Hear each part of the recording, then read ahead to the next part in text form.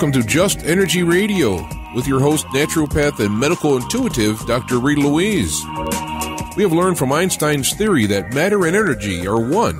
Physicists believe that all systems in nature have their own particular way of vibrating. From the swinging of a pendulum to the waves of the ocean to the light that brightens the sky each day, each of these oscillates at its own unique rate. The same holds true for every thought, feeling, event, or word we speak. Each has its own frequency or rate of vibration. What many of us don't realize is when we take everything in our universe down to its simplest form, it is all just energy. Join Dr. Rita Louise on a journey through time and space where past, present, and future collide. Today, what you believe may be called into question. What we want to know is, who made up the rules? Be brave and step outside the box. We are about to turn our world upside down and venture into the unknown. Hold on.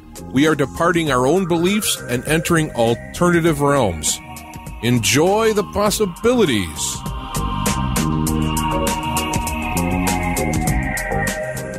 Hello and welcome to Just Energy Radio. I'm your host, Dr. Rita Louise, and thank you all for tuning into the show today. Well, we're going to have a great show. In the first hour, we're going to be speaking with a good friend of mine, Larry Flaxman, about the invisible grid of multidimensional existence. And in the second hour, with Reverend Michael Carter about extraterrestrials in the Bible. But don't forget, Just Energy Radio is brought to you by soulhealer.com, where you can find out about all the services I offer, including medical intuition evaluations, psychic readings, or energy work. So if, it's a new year, it might be time to check in on where you are, what's going on, and how you can move forward and navigate through 2014. So give me a call, drop me an email, and set up a time for a session. That's www.soulhealer.com. It's also brought to you by the Institute of Applied Energetics. That's www.appliedenergeticsinstitute.com. If you've missed an episode of the show, please go to the Just Energy Radio webpage. That's justenergyradio.com. We are into our 7th year broadcast, and all of the archives are available on the website. They're available for download through iTunes, or you can check them out on YouTube and, watch them on your smartphone or on your computer. If you go to the website, please sign up for our newsletter to keep you informed of who's coming up. And if you go to the YouTube channel and subscribe, prefer that venue, please do subscribe to the channel just to let us know that you're listening to the shows. So I have to tell you, I've been a very busy girl. I've been a busy video-making fool the last few months. So in addition to the short films that I've been putting on YouTube, both on the Just Energy Radio channel, but if you just want to find my work, go to Science and Spirit Meat. That's Science and Spirit Meat on YouTube. And you can check out the videos that I've been working on. The last one I just released was on the worldwide phenomena of elongated heads. I did one on Rama's Bridge. I have one that's coming out about GMOs, genetically modified organisms in antiquity. But I also have a new video that is a feature-length documentary that will be coming out in the next couple of months. And I just got an email from the guy who's doing the music for it. The soundtrack engineer. And they told me that I should be getting that pretty soon, which means I'll be able to get it to you pretty soon. So that movie is being called Icon, IKON. So I'll keep you informed of what's going on with that. That's it for announcements for today. So let me tell you a little bit about Larry and get him on the air. Okay, and I'm just going to admit, Larry, before you say anything, this bio might be a little old. Larry Flaxman is an author and researcher on a mission to inform, empower, and entertain those fascinated by the paranormal.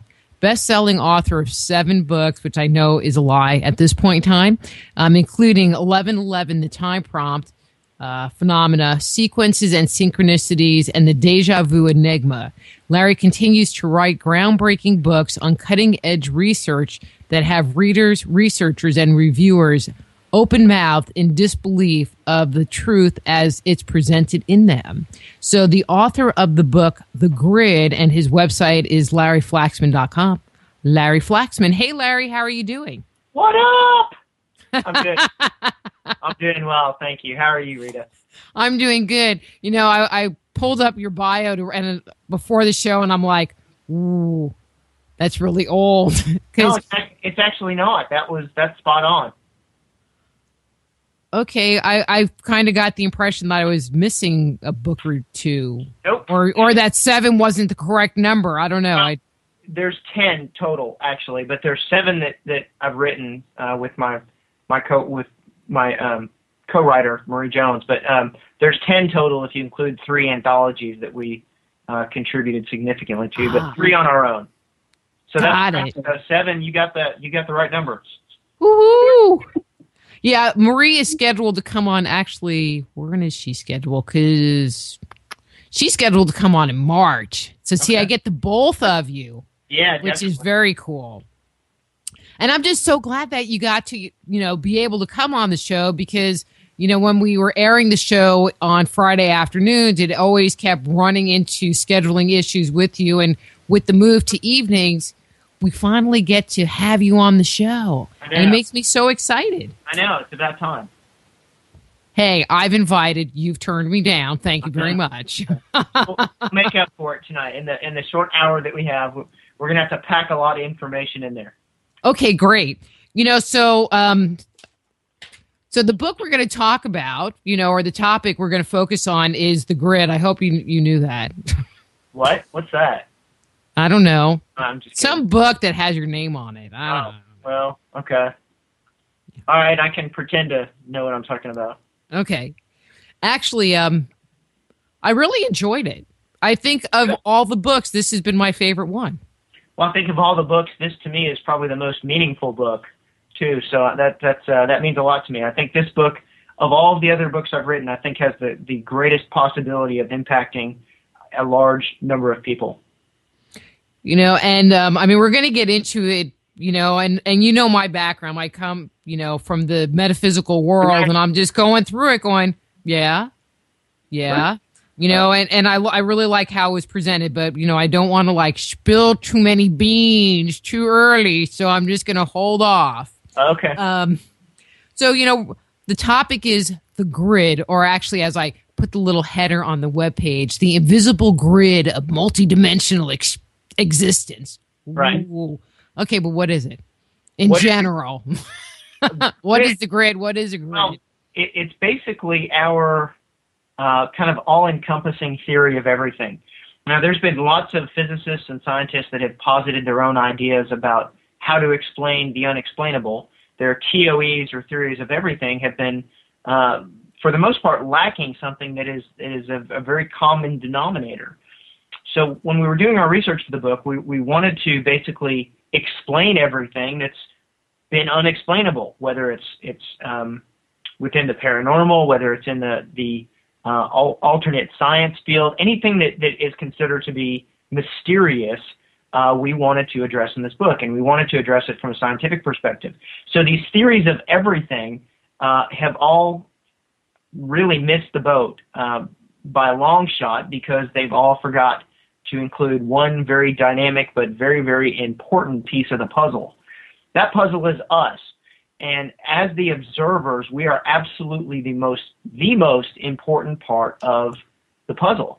So if you've ever read any of the works of, for instance, Dr. Robert Lanza, Dr. Lanza has written a book called Biocentrism. And in that book, he basically posits that biology, or the human experience, is something that is an integral part of what makes quantum physics works, for instance. That we are actually plugged into the quantum physics pieces, and that it wouldn't exist without us, and we wouldn't exist without it.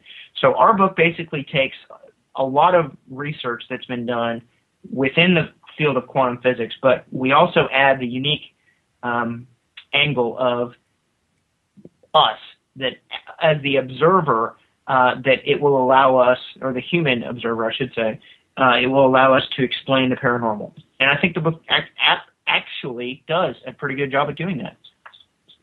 Well, I think so too. But even when you look at physicists and scientists, it's like they really want to stay away from anything that's not, I'm going to say existent in our three-dimensional world, things that you can't touch, things that you can't feel, things that you can't see. Even if it's a photon or these little tiny particles, it's something they can wrap their mind around.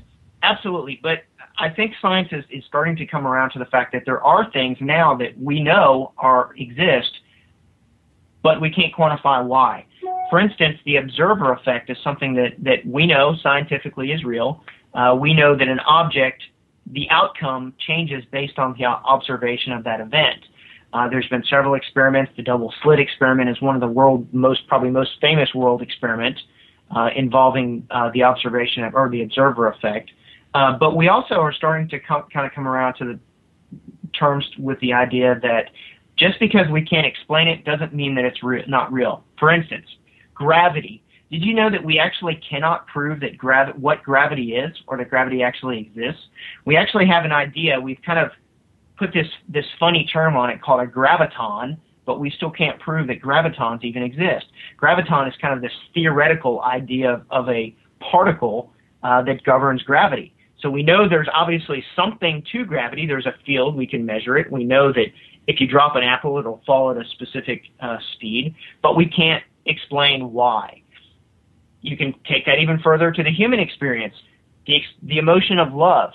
We know that love is a real thing. We know that there are certain physiological responses that occur in response to love or to an emotional feeling. We can't measure it. You can't plug ourselves in, and other than measuring external clues such as increased respiration, heartbeat, stuff like that, there's no way to quantify what love is. So we know that love is real. We know that we feel love, but we can't scientifically explain why. And it's the same thing with this. We know that this field exists. We know that the observer effect, that our observation of an event will change the outcome of that, but we just don't know why at this point. It's measurable. We can measure that. We can see that there is things that change when we observe it, but we can't measure why it is. That's an interesting concept, and what comes to my mind just right off the top is the whole concept of the law of attraction, or, Sure. Putting out intention to receive back what you want. Sure, absolutely. I think that's a very integral part of a lot of metaphysical posits that are out there. Here's a good one, Rita. I'm sure you've read Rhonda Byrne's book, The Secret, right? Yeah. Okay. What is that book really about? It's about setting your intention and allowing that to manifest in the physical world. It's the most obvious thing in the world. If you think good thoughts, good things will happen to you. If you think negative thoughts, bad things happen to you. It's common freaking sense, but it's not something that we can quantify. We can't measure it scientifically, but we know that it's true. Like attracts like. Here's another example. When you meet someone for the first time, within probably the first 4 to 5 seconds of nonverbal communication, what happens? Well, you know whether you like that person or not, whether they even open their mouth.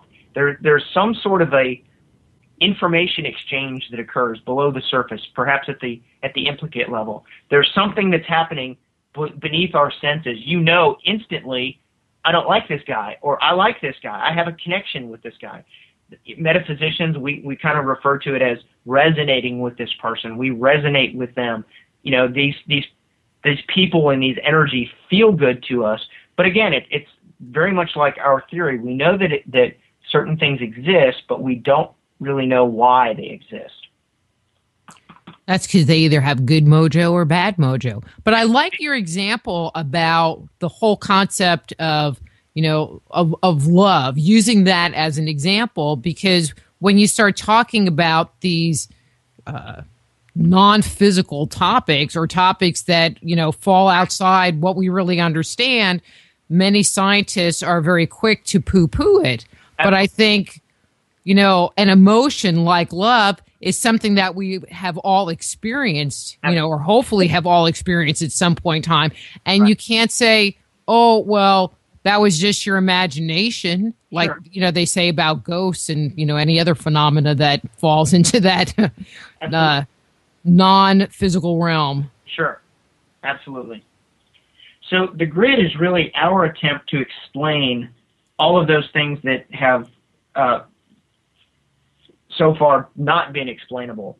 I think we've done a pretty damn good job of tying in science, physics, noetics, psychology, physiology, all of the different modalities that I think have a very specific interaction with us, and with the unseen, the paranormal, whatever you want to call it. So, and for the lack of a better word, if the universe is composed of, these unseen forces, or unexplainable forces or fields, then where are we? How do we fit into this whole thing? That's an awesome question, and I would love to tell you the answer, but I don't know. I really don't know. I don't know where we fit into that equation. One of the as a lecturer on the lecture circuit, I get asked all the time, "What do you think happens after we die?" And my focus in this field is really to attempt to answer that question. Hopefully, before I'm actually at the pearly gates, but to attempt to answer them as close as possible using science. And I think that question that you asked, that's a very integral question to the concept of what is the meaning of life and what happens after this life. And I think that's a universal. Everyone wants to know what happens next and where do we fit into the big picture. I'll tell you my personal opinion based on years of research and then writing this grid book. I think this is kind of my skewed perspective, but I mean, you have to understand. Hit me, Larry. Yeah, I think that death is actually a form of birth. I think that when you die, that you're actually being born. You're being born into something much greater than what we have here. Now, taking out the metaphysical and the spiritual aspect of it, I'm not a very religious person, but I'm certainly an extremely spiritual person. I truly believe that as we go through life now, us now in the present, I think we're kind of in the birth canal in as a metaphor. I think we are coming to the exit, and then death, the exit is actually the entrance, I believe, to life.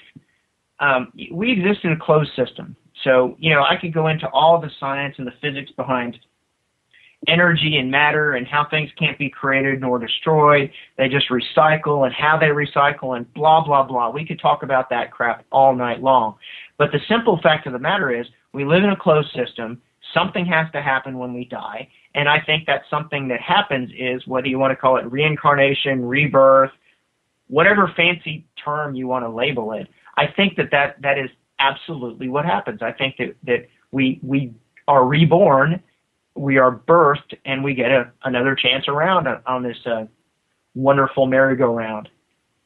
Well, see, I think it's interesting that you say, oh, well, I could talk about it from a scientific perspective and go into all this stuff, and I could talk about it from a metaphysical, ancient tradition. This is what Sure. these different cultures say. And I'm just going to throw this piece out. I mean, in Kabbalistic terms, if you study the tree of life. Now, I'm Jewish, of course. Well, of course. Well, then you understand when you move through Malkut or you move through Keter, you are moving through that funnel, and that is the belief, is that you go through that axis point into the next level up or down, as the case may be. Absolutely. And that exactly, you hit the nail on the head. That is what we're attempting to do with the grid. We are blending all of those different modalities using science and attempting to explain that very prodigal question that you just asked me. So then, and part of my thought with asking, where are we? So I think that there's where we are. So I'm going to make the assumption that there are layers to the grid that are higher than us. Absolutely. But do you think that there are layers to the grid that are lower than us? I mean, do we just kind of sit in the middle of some vast ocean of layer upon layer upon layer? The way that we've kind of iconized the the topology of the grid is basically if you think of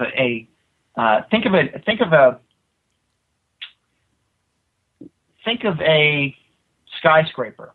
Okay, now say you're in the booming metropolis of Jefferson, Texas, where I'll see you in a few months. Okay, just say that there would be a 30-story skyscraper in Jefferson, Texas. We know there's not, but just go along here.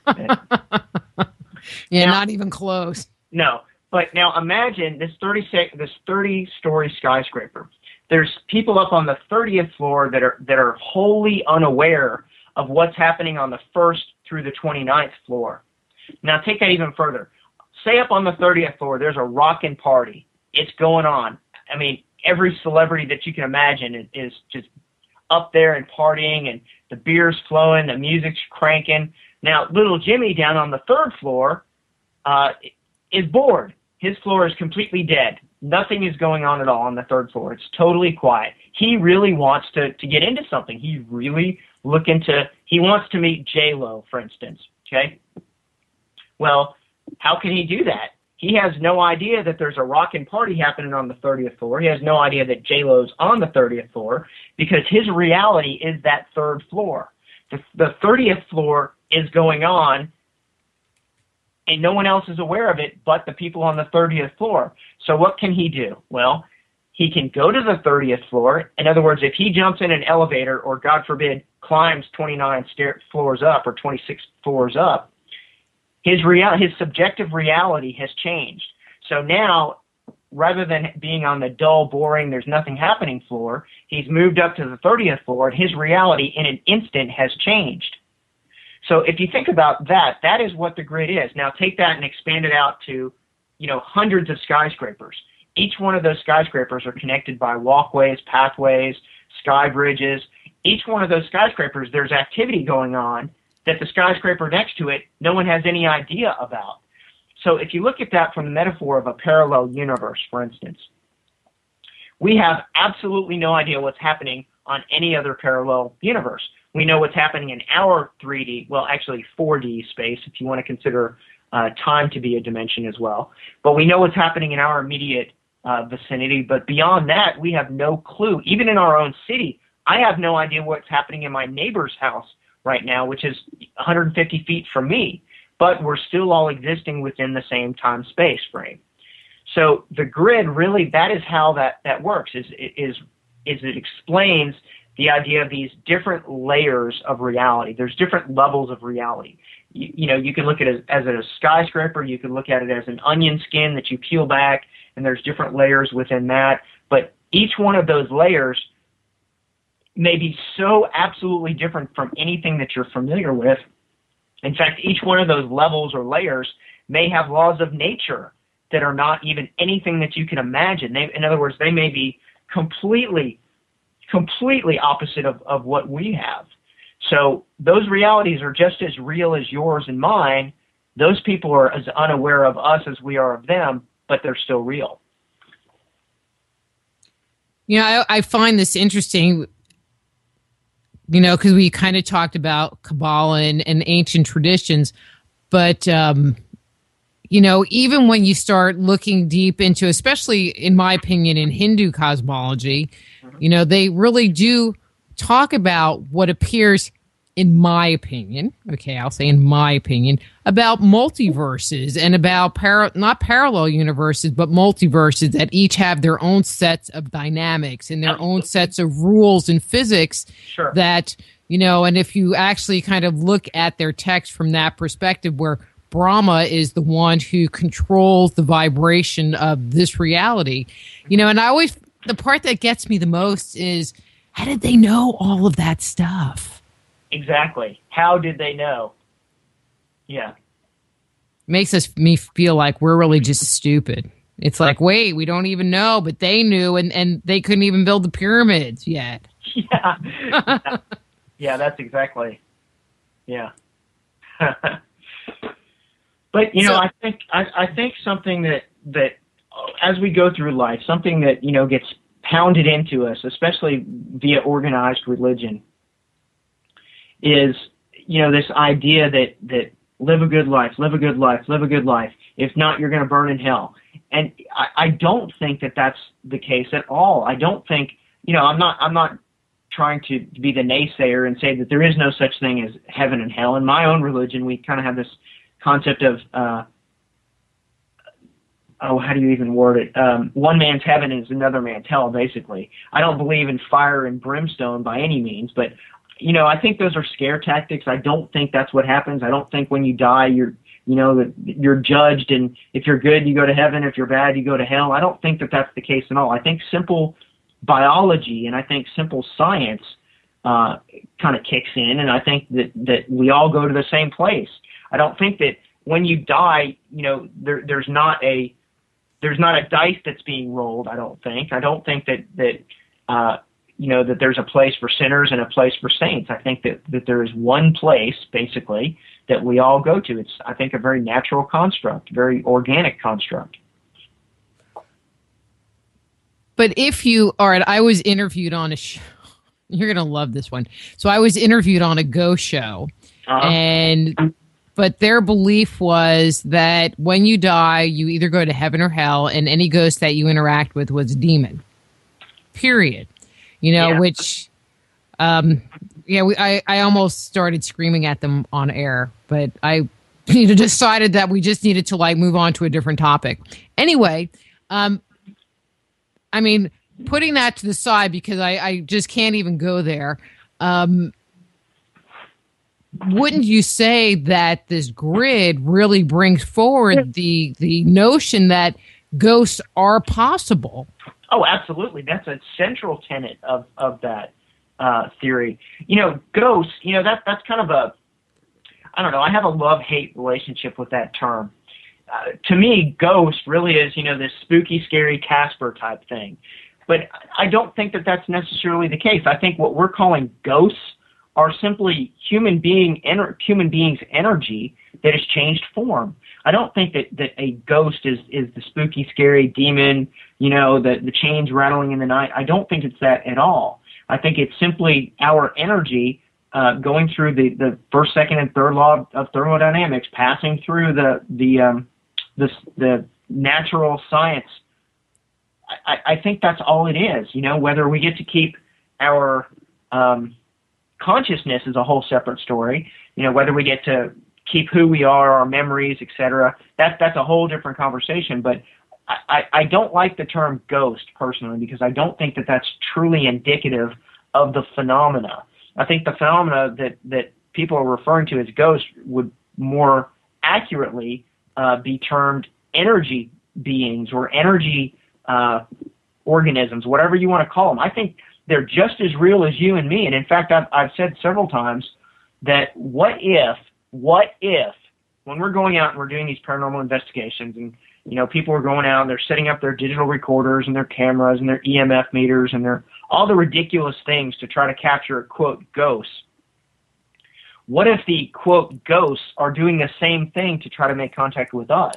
In other words, if these were human beings at one point, and we assume that they would be, they pass away, they die, they move to the next level of the grid. What if they're attempting to make contact with us the same way that we're attempting to make contact with them? In other words, what if they're investigating us? I know that sounds hilarious, but really think about that. What if there is some type of a law of nature, perhaps, that prevents the two veils from connecting, except under extraordinary circumstances when people are able to bridge that gap and have a paranormal experience? But what if there is a physical law of nature that prevents those who have passed on from contacting those who are currently living? So those that have passed on may be just as curious and just as fascinated with making contact with the living as we are making contact with the dead.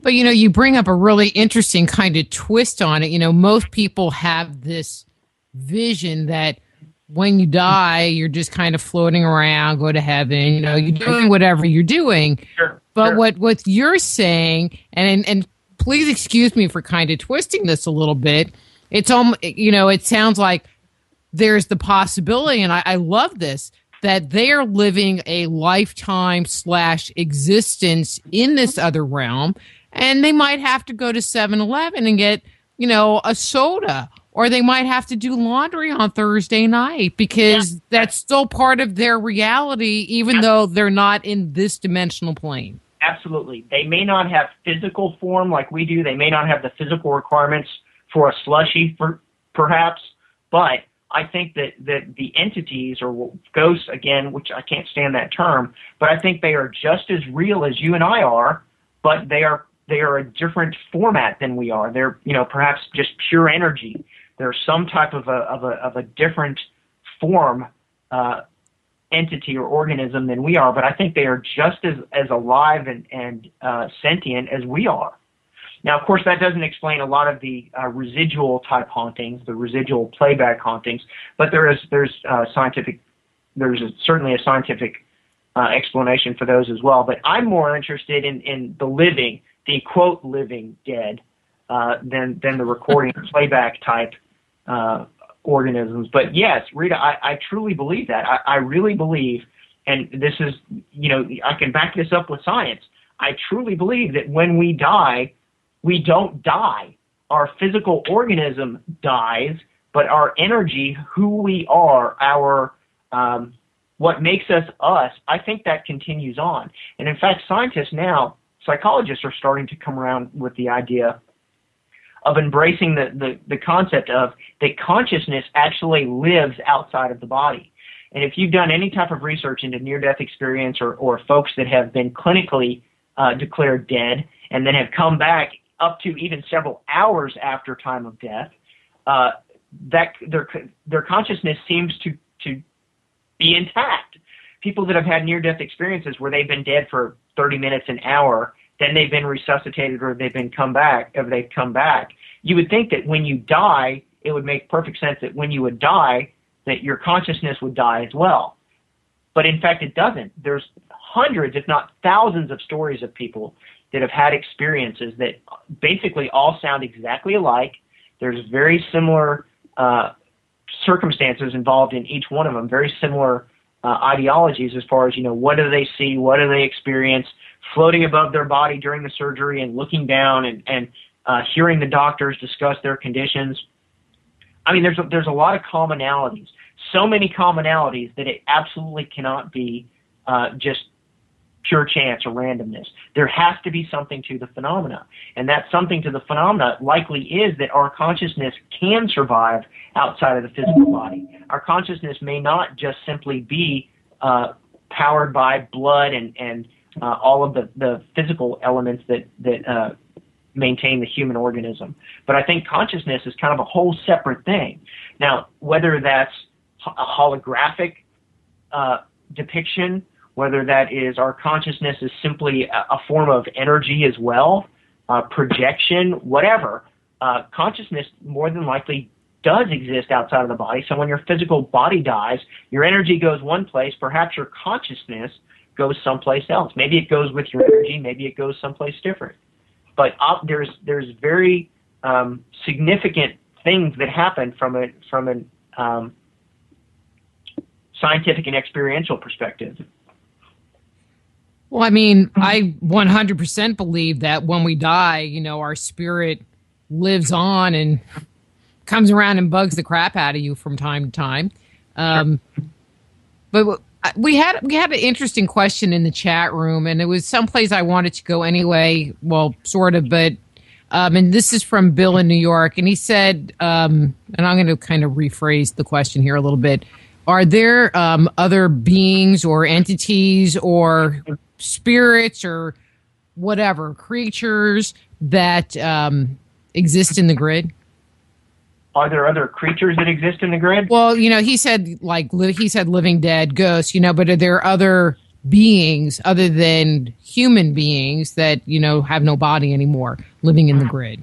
That's an excellent question. Obviously I can't tell you 100% because I've not been there. But I suspect, yes, there have been enough experiences where people have had, again, the term ghost dogs, ghost pets.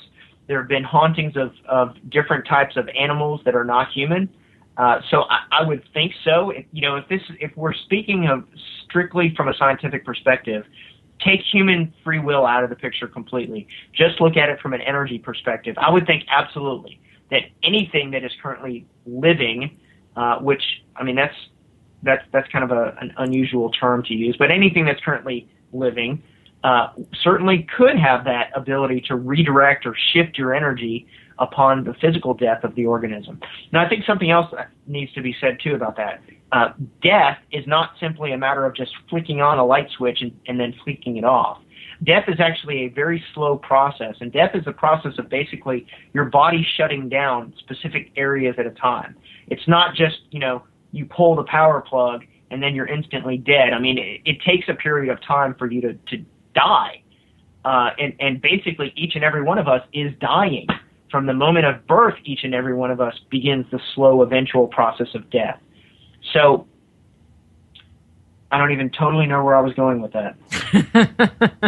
Sorry, you got me off track there with the animal thing. But yes, I do think that is certainly a very valid possibility, a very viable possibility.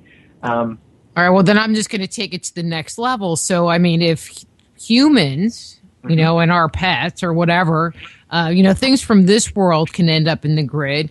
What about extraterrestrial life? Would they also be potentially hanging out in this grid? Now you've touched on something that really interests me. Yes. So current M-verse theory, multiverse theory, posits that there may be up to a possible 30 different parallel universes that are existing right now. M-theory originally came out and said 11 different realities. Now it's been expanded to almost 30. So now if you can imagine 30 different worlds all existing concurrently within hours, or levels of at the same time that we are, absolutely. Think about some commonalities also with extraterrestrials as well as ghosts and also cryptozoological phenomena. They all seem to share very common phenomenology. Certainly one of the most common, especially with the extraterrestrials, are that they seem to wink in and out of existence. They seem to be there one moment, and then the next moment they're just completely gone. Same thing with crypto creatures. You've got Bigfoot, chupacabras, the Loch Ness Monster, the abominable snowman, all of those things.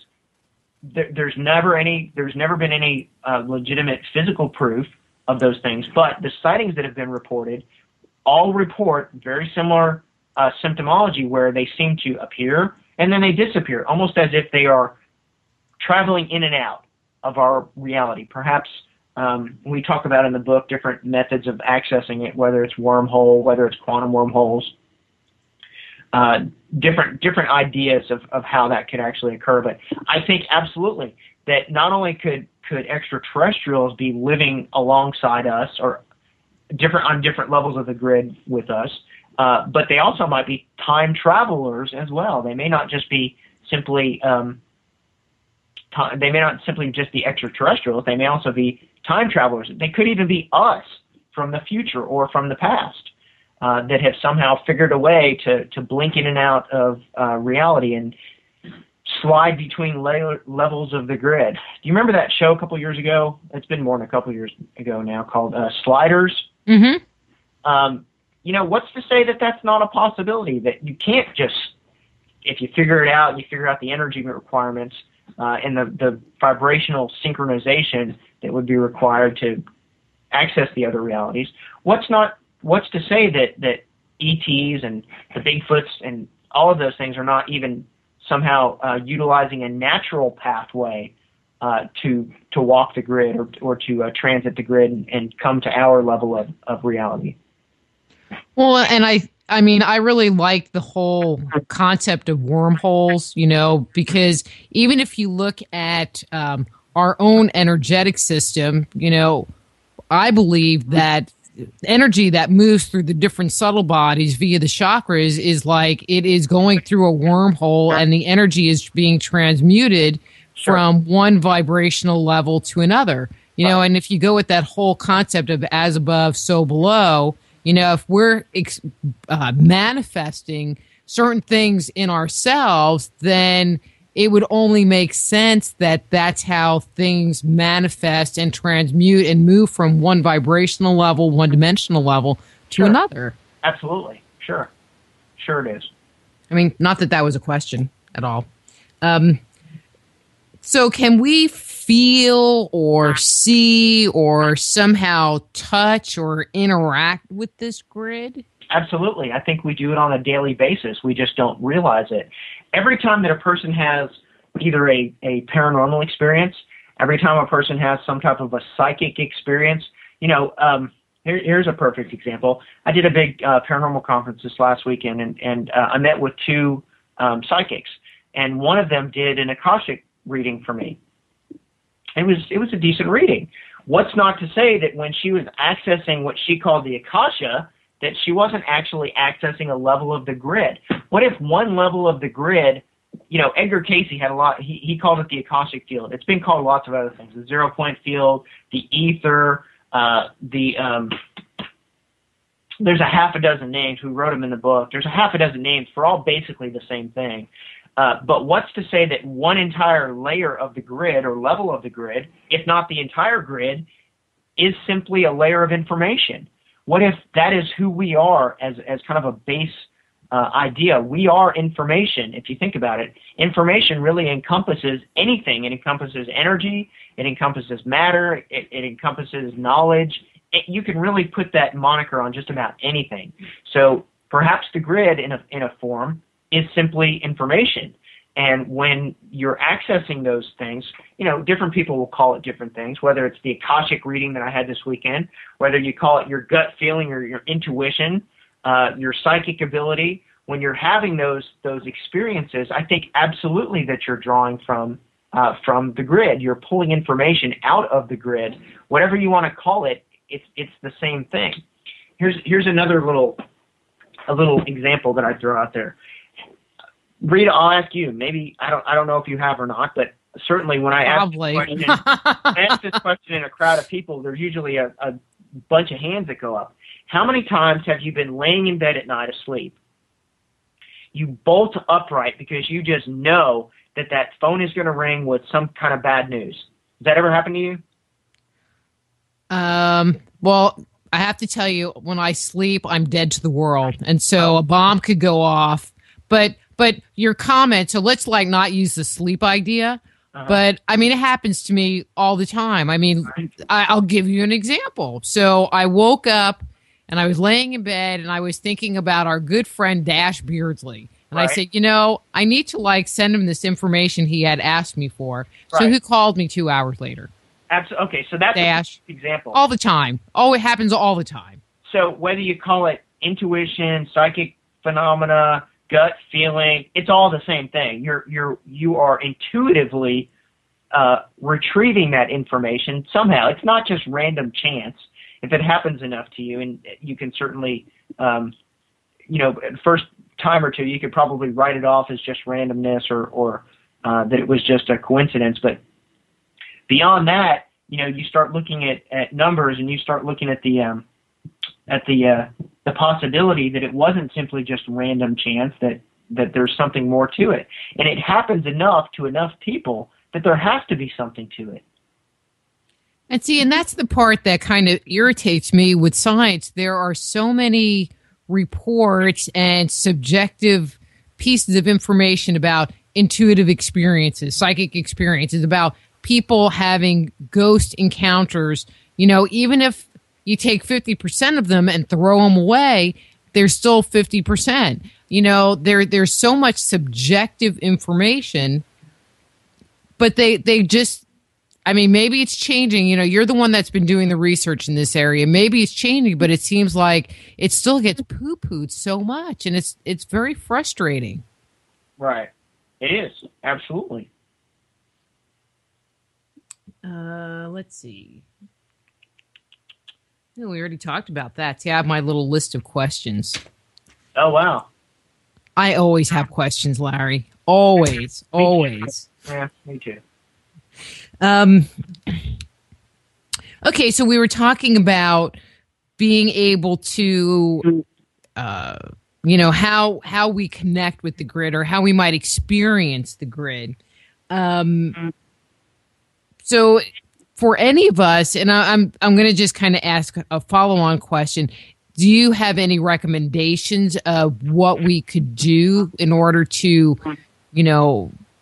open ourselves up to that interface any better? Oh, absolutely.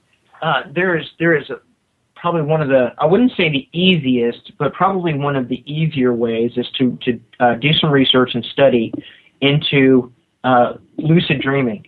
I think that lucid dreaming and the out-of-body type experiences that you could have, I think are probably some of the well, I really don't want to call it easy because it took me quite a while before I could lucid dream fairly regularly, but probably one of the easiest things. Now, there's a lot of other things that you can use. There's brainwave entrainment technology that you can use that can help put your brain into a very relaxed meditative state.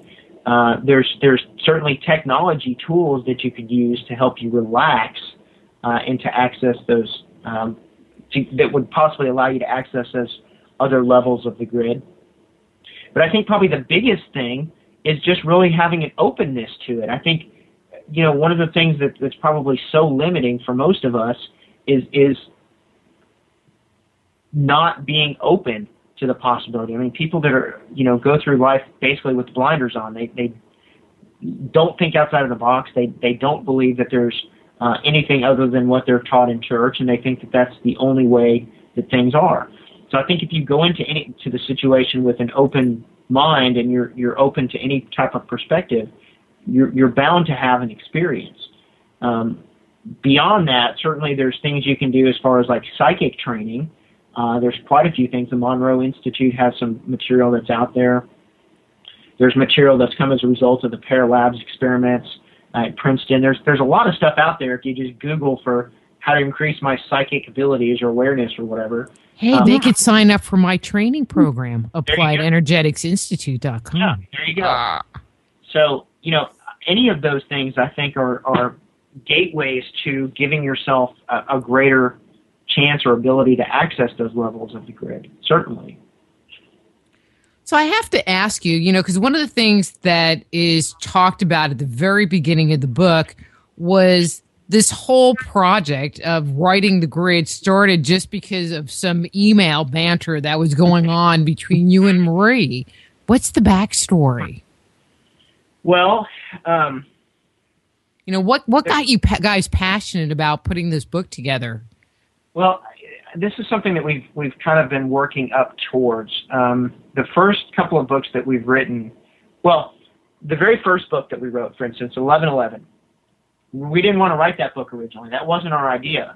Our idea initially was we wanted to write a book about the psychology of the paranormal, and I think the psychology of the paranormal encompasses a lot of the ideas in the grid. But our publisher wanted us to write a book about 1111, and in hindsight, I'm glad that we did because it's certainly been an educational experience. But each one of our books, I think, has kind of organically led to the grid, and I think within the last 2 years, Marie lost her father. I lost my mother and father. I think that has certainly increased our urgency to get this type of book to people. I suffered greatly, as did Marie when she lost her father, but I lost my parents within a 4-month span last year, and it was a sign to me. It was a sign to me because I knew, based on all of the research that I've done, that death is not the end, and death is simply the beginning. And I wanted other people to know as well. And certainly Marie thought this too. But we wanted to put this in the hands of people that might be going through similar circumstances. At some time in our life, every single one of us will be there. Every one of us. Unfortunately, you don't escape life alive. So, I think we felt that it was very important that folks had kind of an understanding, certainly from the scientific perspective, of what happens next. That death is not the end, and that you will see those people again. You will be reunited with your loved ones, and that don't worry. That is really not truly ashes to ashes, dust to dust. So I think that was really the that kind of lit the fire under our butts to get this out there and to make sure that people understood it and people read it. It's very cathartic reading the book if you don't fall asleep from the science. No, I'm just kidding. It's not that bad. Yeah, it's not bad. No, it's really not. But there's no like vector diagrams or mathematical equations, so it's all good. Yeah, we wanted to keep it as easy as possible so that people could have a pretty good grasp on understanding it without taking any, Science 101 or Physics 101 books. But I think that was really it. For the last, I'd say 15 years or so, I've started to see a lot of people pass away, culminating with my parents last year. But, people that were younger than me, people that I went to school with, people that were in much better health than me, people that you idolize in a way, and you never imagine them being weak or that they would ever pass away. And then you see this, and then you think, wow, shit, that could be me. It will be me. So that's really why. I mean, I wanted to get this information to people out there that are kind of struggling with their emotions or with their comprehension of what actually happens next. That to me has been my goal in this field ever since I started. I've been unabashedly honest about that. I mean, my main goal for being involved in the field of the paranormal is because I want to know what happens next. I don't care about explaining every phenomena. That's not what I'm interested in doing. I'm interested solely in understanding and explaining what happens after we die. And I don't mean to be real personal, but with the understanding that you have about, or your belief in what happens after death, did that help you work through or make it less challenging when your parents did pass? Absolutely. If I didn't have that knowledge, the information that I gleaned from writing the books and all of my research over the last years, absolutely. I don't know how I would have survived, honestly. It was a very, obviously different people have different ways of dealing with grief, and grief affects. I know you lost your husband last year, and certainly you understand how that impacts people, and losing my father was horrible. I was very close to my father. We were very close. But then losing my mother 4 months later on top of that that nearly literally killed me. My mother was my best friend.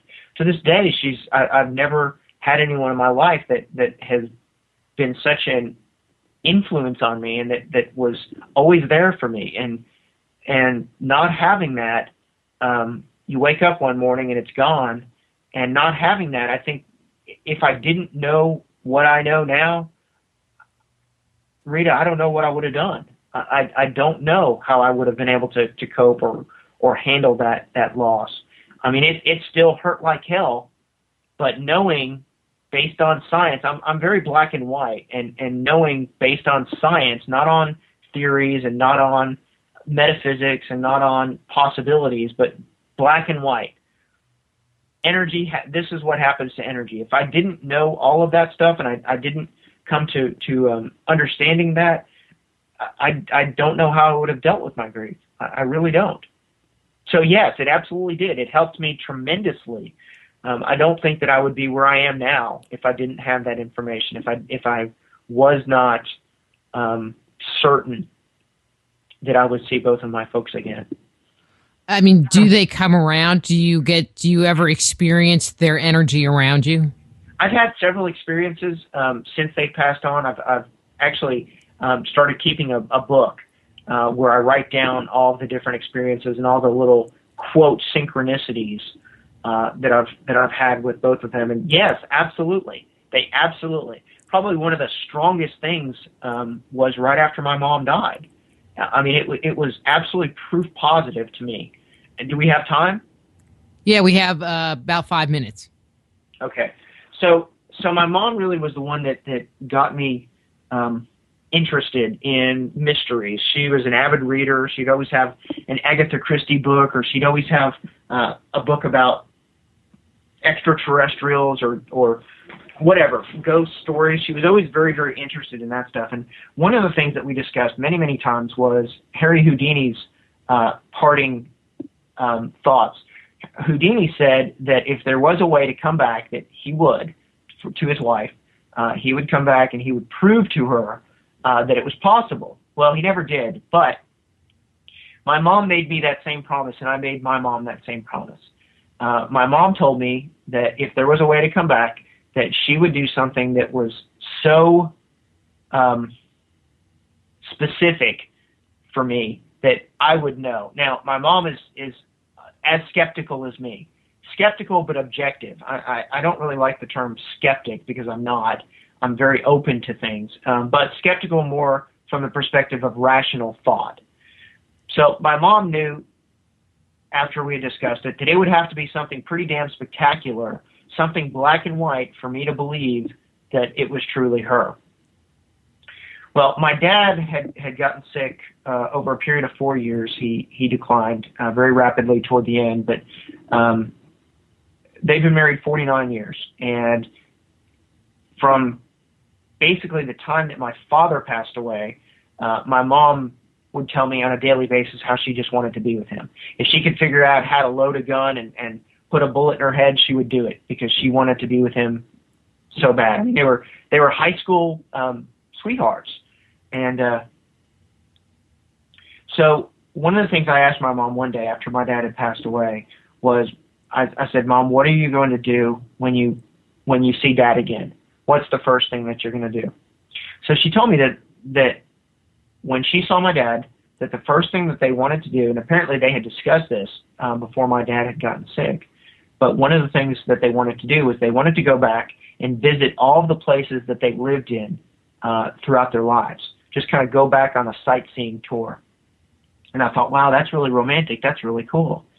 I thought, that's pretty unique too. Go back and as a couple again, reunited, go back and visit all the places that you had been to. I didn't really think much more about it. I thought it was a pretty unique idea. 2 minutes, Larry. Well, I don't know if I can finish this, but let me push. Never thought I never thought I would see anything with that. But what happened was, after my mom passed away, I got a phone call at noon from the alarm company at my parents' house. And this was the next day after my mom had passed away. They've had the same alarm company for 23 years. I've been listed as a co-owner on there for 23 years. Never once have we gotten a false alarm in 23 years. So the lady from ADT calls me, and she says that they're tracking motion in the kitchen. And it looks like the motion sensors are going off, which, do you want us to dispatch the police? So I tell the lady yes. I jump in my car. I rush there from work, and we get to the door. We walk around the house. There's no sign of forced entry, but no windows, no doors, nothing. Go in the house. I'm still talking to the lady from ADT, and she's telling me that it just stopped. She's not seeing any more motion in the living room. And what she was seeing was motion from the living room to the kitchen. It's a 2-story house, but for the last 3 years, my dad's been unable to walk up and down the stairs. He's been completely in a vegetative state. So we basically converted the living room into their living quarters. That's where my mom and dad both lived, and my mom fed my dad and changed him and did everything in that one room. Well, so anyways, to make a long story short, my brother and I sat around trying to figure out what in the hell set the alarm off. After 23 years, there wasn't one single false alarm. So we figured that it was someone that obviously knew that my parents had passed away. They were going to use that and break in the house. Well, that didn't end up being the case. There was nothing in the house whatsoever. So I remember that conversation that I had with my mom, when my mom told me that when she was back with my dad, the first thing that they wanted to do was go back and revisit every one of the locations that they lived in. And then it dawned on me, that was it. That was the last place that they lived together, and that would be the first place that they would go back and visit. Meanwhile, the alarm since hasn't gone off, and it's been over a year now. The alarm still hasn't gone off since then, but I truly believe in my heart, I know that was my mom doing something physical to prove to me that she was back with my dad, that it was absolutely real. There's more to the story, but I cut out a lot. Yeah, and we got to go because we're running into commercial time. Okay. So, all right. So there you go. Larry, thank you so much. That was a great story. And just to let you know, Wayne locked me out of the house 3 times within 2 days. Yeah, that's awesome. Yeah, I was like, quit it. Yeah. Anyway, thank you so much, everybody. That's Larry Flaxman. His book is The Grid. I'm assuming Amazon, your local bookstore, all those good places to pick it up. Yep, absolutely. Thank you much. Great interview. I will talk to you, well, definitely in April. Okay, I'll talk to you. Okay. All right. Bye, Larry. That's Larry Flaxman. His webpage is larryflaxman.com. The book is The Grid, and we will be back with Reverend Michael Carter after these words from our sponsors. Just Energy Radio with your host, Dr. Rita Louise, will return right after these messages.